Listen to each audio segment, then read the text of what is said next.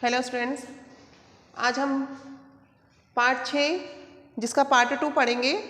Part 2 part का नाम है वचन। क्या नाम है पार्ट का? वचन। तो वचन का पार्ट 2 पढ़ेंगे। इसमें हम इसके पहले हमने जाना था कि वचन किसे कहते हैं, वचन के कितने भेद होते हैं, ये हमने पढ़ा था। आज हम पार्ट 2 में पढ़ेंगे कि वचन परिवर्तन। वचन परिवर्तन का मतलब होता है कि एक वचन को बहुवचन से या बहुवचन को एक वचन में बदलना। क्या कहलाता है? वचन परिवर्तन कहलाता है। तो एक वचन को बहुवचन में और बहुवचन को एक वचन में बदलना ही वचन परिवर्तन है। अब वचन परिवर्तन के अंतर्गत पुल्लिंग शब्द में हमको आ को ए कर देना है। तो पुल्लिंग शब्द में हम के अंतिम अक्षर में को, पुल्लिंग शब्द का जो अंतिम अक्षर है उसमें हमें आ को ए कर देना है। वह कैसे, यह हम आपको बताते हैं। यहाँ पे हमने लिखा है एक वचन और यहाँ पर लिखा है बहुवचन। अब एक वचन जिसके अंतर्गत यहाँ पे लिखा है जिस प्रकार से पकोड़ा, मतलब तो यहाँ पे यह जो कि संख्या में एक है, इसलिए हमने यहाँ पर जो संख्या में एक होता है वह एक वचन की तरफ आता है और जो संख्या में एक से अधिक होते हैं वह बहुवचन की ओर लिखेंगे। तो ये हमें खास तौर पर इन बातों का ध्यान रखना है। अब यहाँ पर हमने लिखा है पकोड़ा, तो यहाँ पे यह संख्या में एक है, तो हम यहाँ पे लिखेंगे पकोड़े। मतलब कि यहाँ पर अंतिम अक्षर में हमने आ के स्थान पर ए का प्रयोग किया है। उसके बाद लिखते हैं यहाँ पे ताला, तो यहाँ पे आएगा ताले। कमरा, तो यहाँ पे आएगा कमरे।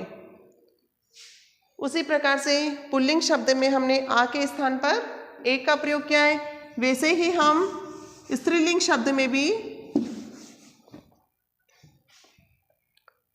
स्त्रीलिंग शब्द में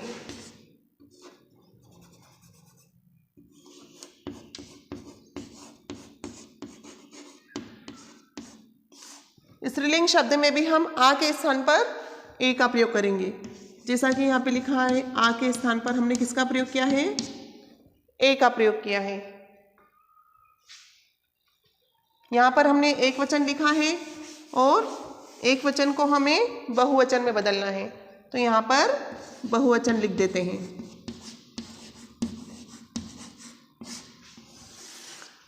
अब स्त्रीलिंग शब्द में हमको यहाँ पर आ के स्थान पर ए का प्रयोग करना है। जैसे कि यहाँ पे लिखा है कविता, तो लिखेंगे कविताएं।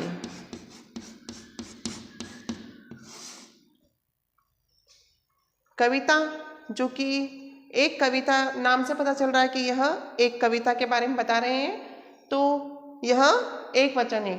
कविताएं जो कि एक से संख्या में अधिक है, तो वह बहुवचन है, तो यहाँ पर हमने लिखा है कविताएं।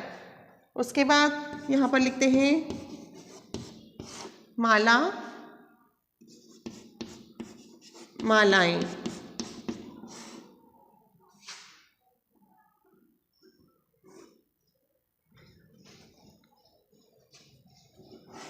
अब यहाँ पे कुछ शब्द ऐसे हैं, जैसे कि यहाँ पे लिखा हमने कविता, तो कविताएं, माला तो मालाएं।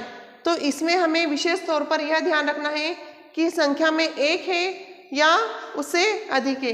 अब जैसे कि कुछ शब्द में हम बड़ी ई के स्थान पर छोटी ई का प्रयोग करते हैं, जैसा कि यहाँ पर बड़ी ई लिखा है, तो छोटी ई में हम ई या इसका प्रयोग करेंगे। जैसा कि यहाँ पे मैंने लिखा है शब्द मिठाई, अंतिम अक्षर कौन सा है इसमें? बड़ी ई, यह वाली बड़ी ई, तो बड़ी ई का प्रयोग किया है। अब हम यहाँ पर लिखेंगे मिठाइयाँ, मतलब कि संख्या में अधिक है। बड़ी ई के स्थान पर हमने यहाँ पे क्या लिखा है, ई या, मतलब कि छोटी का प्रयोग किया और या के ऊपर चंद्र बिंदु लगाया है।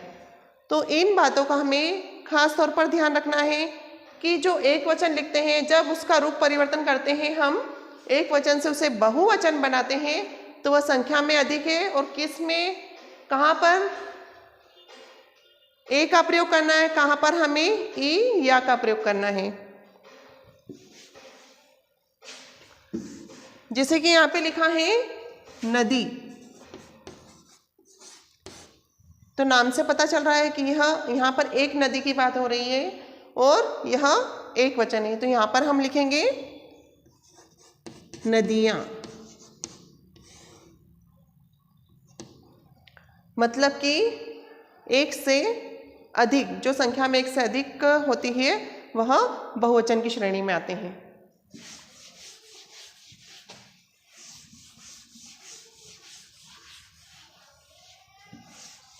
अब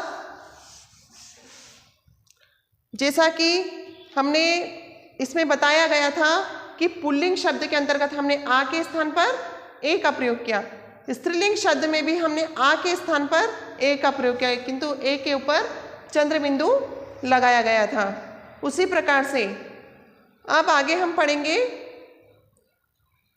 कि स्त्रीलिंग शब्द के अंत में या के स्थान पर या का प्रयोग करना। जैसा कि यहाँ पे लिखा है स्त्रीलिंग शब्द,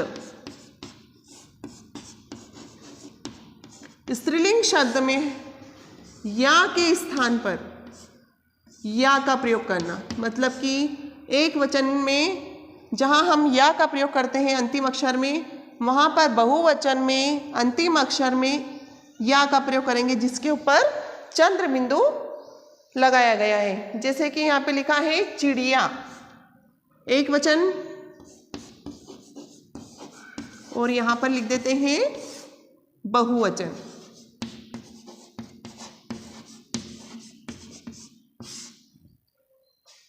स्त्रीलिंग शब्द, स्त्रीलिंग शब्द, स्त्रीलिंग शब्द में हमें या के स्थान पर या का प्रयोग करना है। इस या का प्रयोग हम इधर करते हैं, कहाँ पर, एक वचन का। जैसे कि यहाँ पे हमने लिखा है चिड़िया,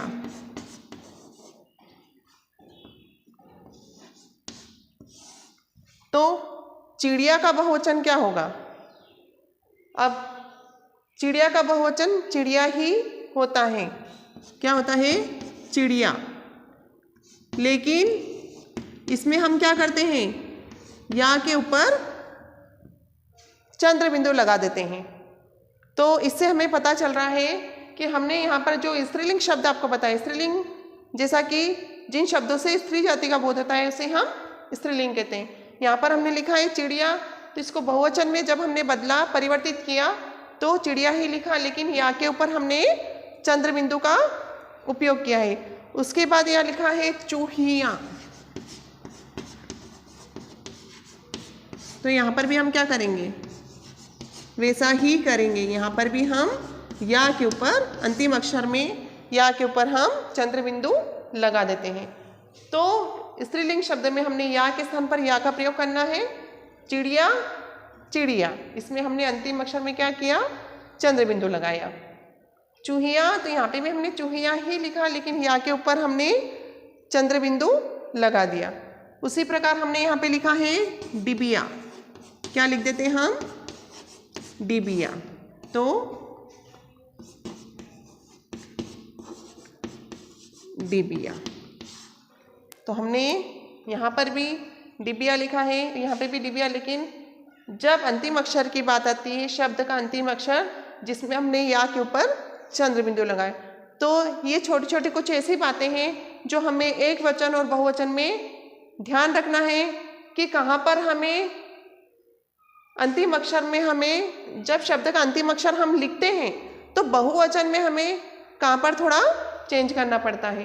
तो इस चीज़ का हमें विशेष तौर पर ध्यान रखना है। जैसे आ के स्थान पर ए का प्रयोग करना, फिर आ के स्थान पर ए का प्रयोग करना, ए कौन सा, चंद्र बिंदु लगता है।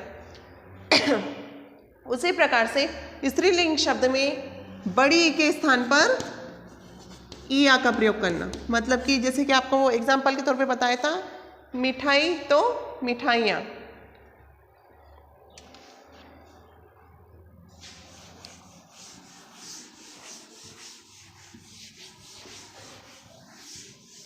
जैसे मैंने यहाँ पे लिखा है कि यह मिठाई बहुत अच्छी है, यह मिठाई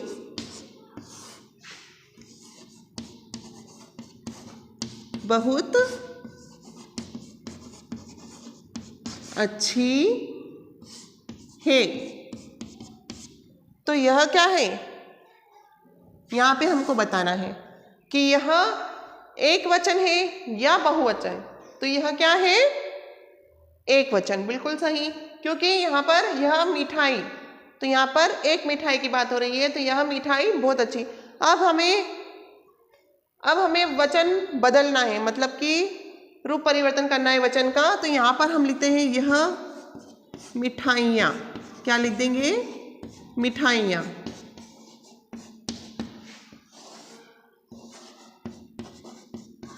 बहुत अच्छी है। तो इसमें हमें क्या पता चल रहा है कि यह क्या है, बहुवचन है, क्योंकि शब्द के जिस रूप से एक से अधिक संख्या या अनेक संख्या का बोध होता है वह क्या होता है, बहुवचन। क्या होता है, बहुवचन। तो आज का हमारा यह लेसन यहीं पर समाप्त होता है। इस लेसन में हमने वचन परिवर्तन जाना, जिसे वचन परिवर्तन किसे कहते हैं कि एक वचन को बहुवचन में बदलना या बहुवचन को एक वचन में बदलना, यह ही वचन परिवर्तन कहलाता है। वचन परिवर्तन में हमने पुल्लिंग शब्द में आ के स्थान पर ए का प्रयोग किया, जबकि स्त्रीलिंग शब्द में भी हमने आ के स्थान पर ए का प्रयोग किया, जिस ए पर हमने चंद्र बिंदु लगाया था। उसी प्रकार से बड़ी ई के स्थान पर हमने ई या का प्रयोग किया है। तो हमें विशेष तौर पर इन बातों का ध्यान रखना है कि एक वचन के अंतर्गत कौन से शब्द आते हैं और बहुवचन के अंतर्गत कौन से शब्द आते हैं। मतलब कि जो संख्या में एक होते हैं वह एक वचन होते हैं, जो संख्या में एक से अधिक होते हैं या अनेक होते हैं वह बहुवचन की श्रेणी में आते हैं। तो यह लेसन यहीं पर समाप्त होता है। Thank you to all.